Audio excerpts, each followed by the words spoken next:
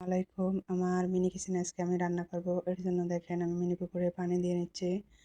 তারপরে আমি রান্নার সব কিছু গুছাই নেব। এই তো আমার রান্না করার সব কিছু গুছাই নিচ্ছি। আমি আজকে ছোটো মাছ রান্না করব, ভাত রান্না করব, মুরগির মাংস রান্না করব টমেটো দিয়ে, সাথে মাছ ভাজি করব, আবার মুসুরির ডাউলও রান্না করব। এই তো আমার রান্নাঘরে সব কিছু নিয়ে গোছানো প্রায় শেষ। আসলে মিনি কিচেনে রান্না করা অনেক কষ্ট, গোছানো, তারপরে আবার সব ঠিকঠাক করে রাখা। এই তো আমার সব গোছানো শেষ। এখন আমি ভাতের চাউলটা দিয়ে সুন্দর করে বসায় দেব ভাত। আমি চাউলটা আগে একবার দিয়ে রাখছিলাম, পরিষ্কারই আছে, এখন শুধু অল্প একটু দিয়ে আমি ভাতটা উঠাই দেব। আমি সাথে ডাউলটা দিয়ে সাথে ডাউলটাই উঠা দেবো। আজকে আমি গরম পানি করে ডাউল দেবো না, কারণ আমার মিনি কিচেনে ডাউল সিদ্ধ হবে কি না আমি জানি না। আমি ডাউল আর ভাত উঠাই দিয়ে মুরগিটা সুন্দর করে মাখায় রাখবো। আমি আজকে মুরগিটা মাখায় রান্না করব। এর জন্য সব মশলা দিয়ে আমি মুরগির মাংসটা আগে মাখায় নেব, মাখায় রেখে দেবো, তারপরে আমি রান্না করব।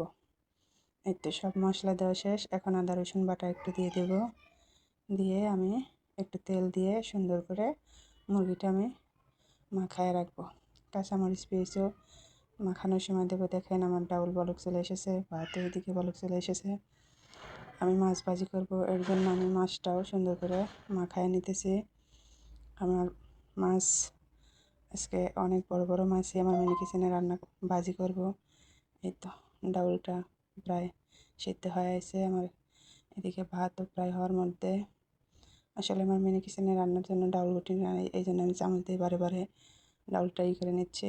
ভাত হয়ে গেছে, এখন আমি ডাউলটা বাগার দিয়ে দেবো। দেখেন আমি মুসুরির ডাউল আজকে সর্বপ্রথম রান্না করছি, এর জন্যই হয়তো আমি আজকে ডাউলে নুন দিই নেই। জানেন, খাওয়ার সময় দেখি আমার ডাউলে নুন দিইনি।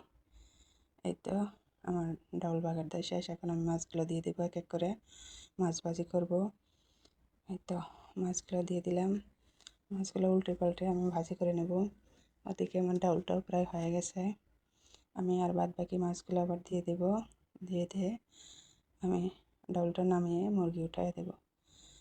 এই তো আমি পাতিলটা সুন্দর করে দিয়ে বসাই দিলাম। এখন আমি মুরগি রান্না করব। আমি ছোটো মাছের জন্য সুন্দর করে ছোটো মাছ মাখায় রান্না করব, এর জন্য আমি ছোটো মাছটাও মাখাবো। কাঁচামরিচ পেস্ট দিয়ে রাখলাম। এখন সব ধরনের মশলা দিয়ে আমি ছোটো মাছটা সুন্দর করে আজকে মাখায় রান্না করব। আমি ছোটো মাছটা মাখাই, এদিকে আমার মুরগিটা অন্য চুলায় দিয়ে দেব। দেখেন আমি ছোটো মাছ সবসময় সরিষার তেল দিয়ে রান্না করি।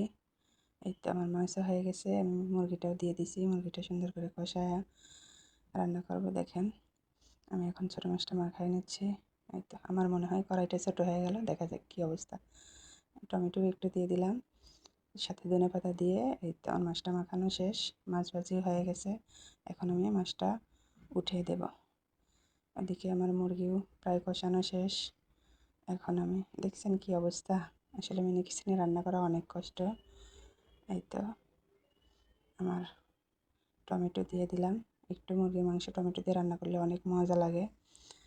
এতে আমি এখন একটু সুরা দিয়ে দেবো। এদিকে আমার ছোটো মাছটা প্রায় হয়েছে। আমি চুলাটা একটু পাল্টে নেব, চুলাটা বেশি সুন্দরভাবে জ্বলতেছে, যাতে মুরগির মাংসটা আমার জাল লাগবে। আমার সব রান্নাই শেষ। আমি ডাউলটা বেড়ে দিলাম, ভাত বেড়ে দিছি, ছোটো মাছটা বেড়ে দিছি। এই তো মুরগি রান্না। দেখেন আজকে রান্না কেমন হয়েছে সবাই কমেন্টে বলে যাবেন।